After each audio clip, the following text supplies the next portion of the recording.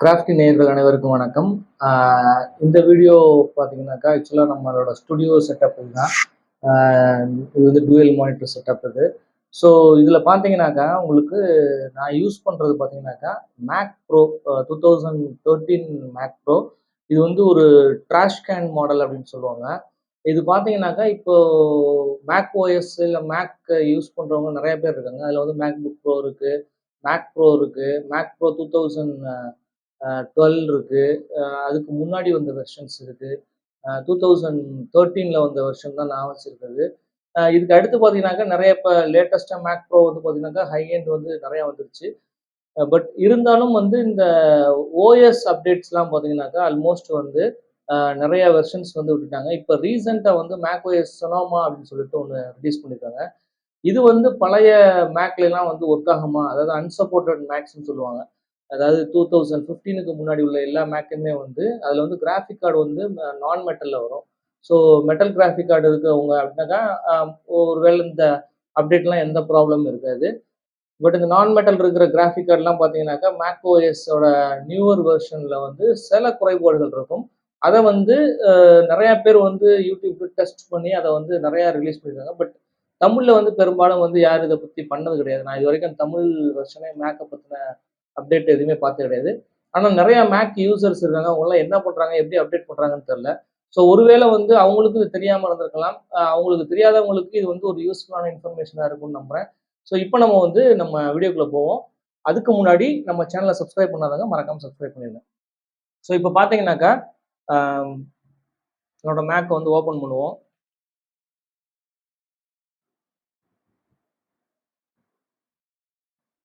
So நம்மளோட make monitor வந்து ஆக்சுவலாக ஓப்பன் ஆயிடுச்சு. பட் அந்த விஷுவலில் வந்து எந்த அளவுக்கு கிளியராக இருக்குன்னு தெரில. நம்ம வந்து அதை செக் பண்ணிக்கலாம். அதுக்கு முன்னாடி நான் வச்சிருக்க வெர்ஷனை உங்களுக்கு காட்டுறேன். அந்த வெர்ஷன் வந்து என்ன வெர்ஷன் அப்படின்றத நீங்கள் பாருங்கள். ஒருவேளை இதே மேக் ப்ரோ உங்கள்கிட்ட இருந்ததுனாக்கா கண்டிப்பாக இது ரொம்ப யூஸ்ஃபுல்லாக இருக்கும். இல்லை இதோட ஓல்டர் வெர்ஷன் இருந்தாலும் உங்களுக்கு இந்த ஓஎஸ் போடுறது எப்படி அப்படிங்கிறத வந்து அப்டேட் பண்ணுறது எப்படி அப்படின்னு நான் வந்து சொல்கிறேன். நீங்கள் வந்து ஒருவேளை உங்களுக்கு தெரிஞ்சிருக்கலாம், இல்லை தெரியாத உங்களுடைய நண்பர்கள் இருந்தாங்கனாக்கா அவங்களுக்கு இந்த வீடியோக்களை நீங்கள் ஷேர் பண்ணிக்கலாம். இப்போ நீங்கள் இங்கே பார்த்துக்கிட்டு இருக்க இந்த வெர்ஷன் தான் ஆக்சுவலாக வந்து மேக் ப்ரோ. இது வந்து Mac Pro 2013 trash can version. இது ஆக்சுவலாக இது வந்து ட்ராஷ் கேன் மேக் ப்ரோன்னு சொல்லுவாங்க இதை.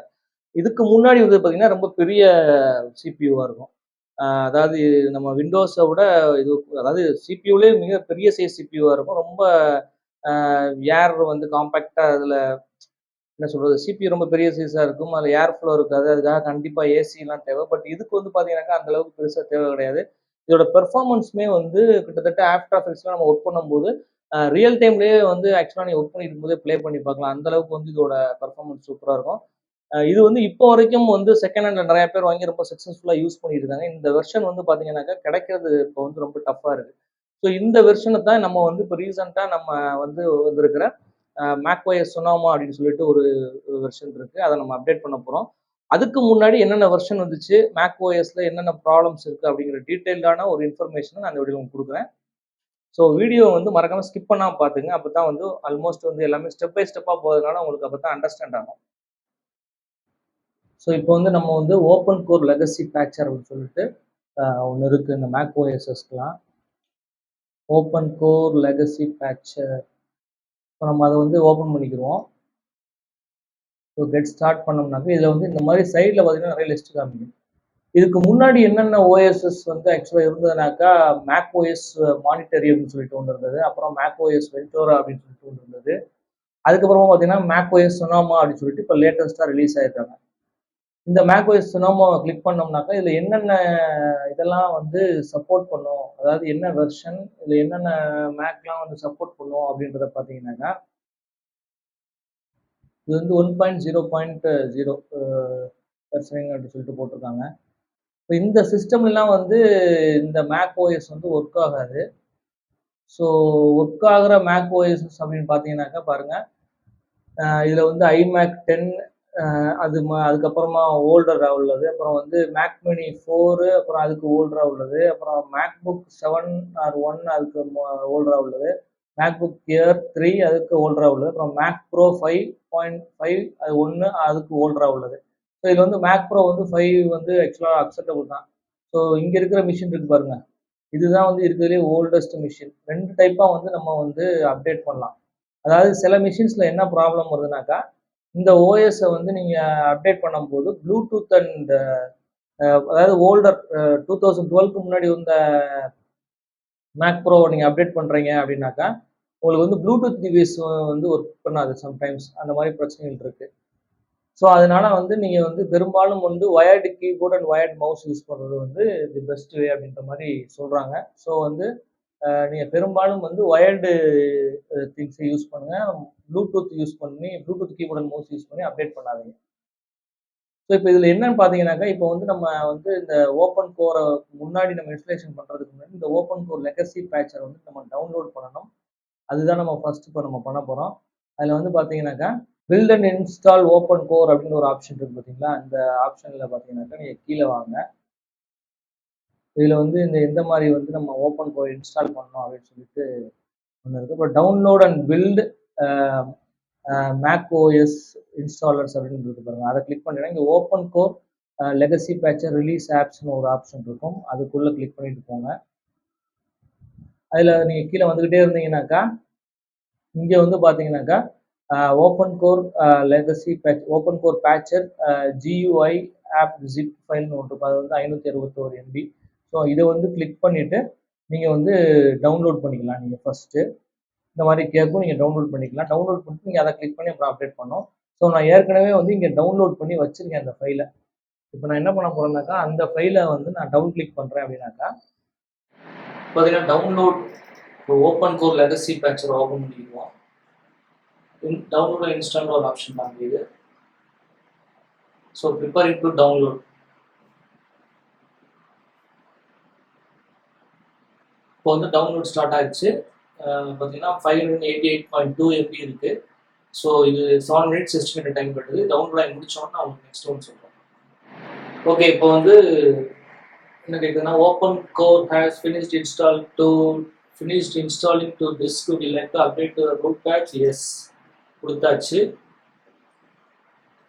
ஸ்டார்ட் ரூட் பேட்சிங் அப்படின்னு நம்ம கொடுப்போம்.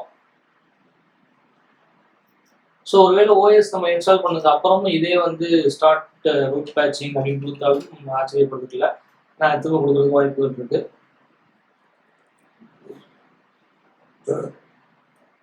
ஓவர் ரைட்டிங் வந்துருச்சு.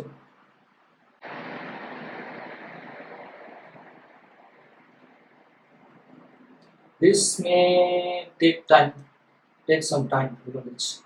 ஸோ வெயிட் பண்ணுவோம்.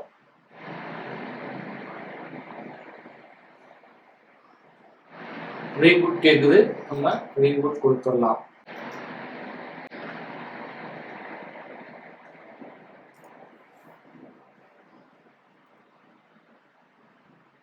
ஸோ இது வராமல் வந்து டைரெக்டாக வந்து நம்ம இந்த மாதிரி ஆப்பிள் லோகோ போயிட்டு இன்ஸ்டலேஷன் அதாவது ஓஎஸ் ஓப்பன் ஆகுறதுக்கும் நம்ம செட்டிங்ஸில் போயிட்டு ஒரு டிக் மார்க் ஒன்று எடுத்துடணும்.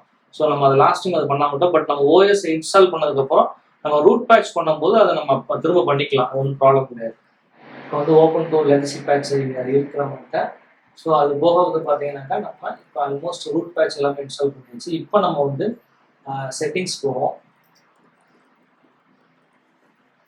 இப்போ நம்ம வந்து செட்டிங்ஸில் பார்த்தீங்கன்னாக்கா இங்கே வந்து சாஃப்ட்வேர் அப்டேட் அப்படின்ற ஒரு ஆப்ஷன் காமிக்கும்.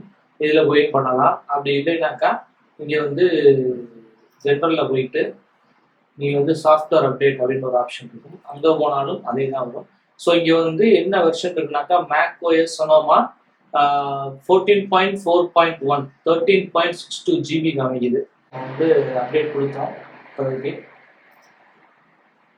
அப்டேட் அப்படின்னு கொடுத்த உடனே நியூ வெர்ஷன் வந்து டவுன்லோட் ஆக ஸ்டார்ட் பண்ணிடுச்சு.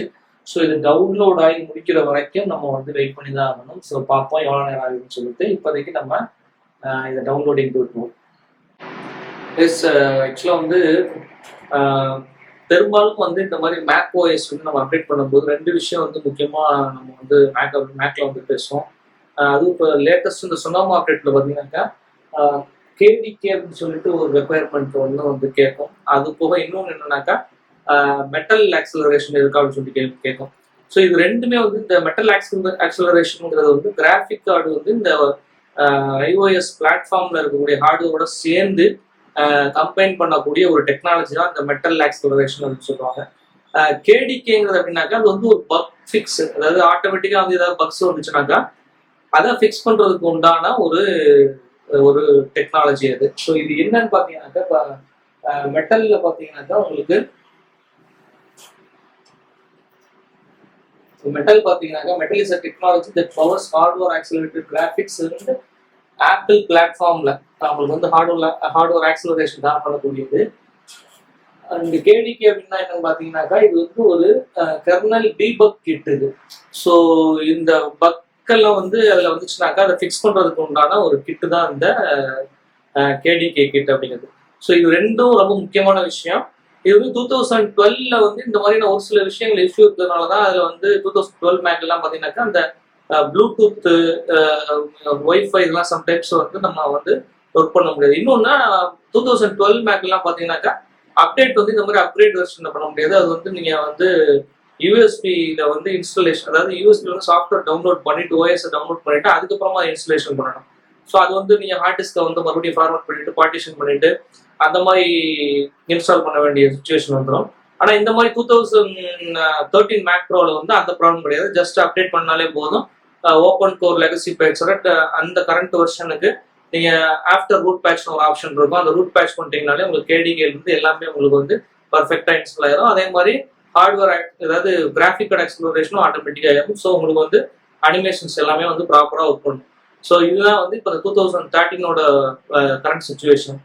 இப்போ பார்த்தீங்கன்னா ஏற்கனவே நான் வந்து டவுன்லோட் போட்டு வச்சுருக்கேன். அது இப்போ என்ன போனோம்னாக்கா டக்குனு கட் ஆகி போச்சு. ஆனால் இப்போ வந்து பார்த்தீங்கன்னா மறுபடியும் ஓடுது. 8 நாள் காமிக்குது. ஸோ 8 நாள் என்னைக்கு டவுன்லோட் ஆகி நமக்கு வந்து முடிஞ்சிருச்சுன்னு நினச்சிட்டு இந்த டைமிங்ல கடைசியில் பார்த்தீங்கன்னாக்கா ஒரு இறந்து வந்துச்சு. அது என்னன்னாக்கா அந்த மைக்கில் வந்து இந்த மொபைலோட கனெக்ட் பண்ணதுனால அந்த இறந்து அது காட்டாமல் இருந்துச்சு அப்படின்னாக்கா நமக்கு அந்த ப்ராப்ளமே இருக்காது.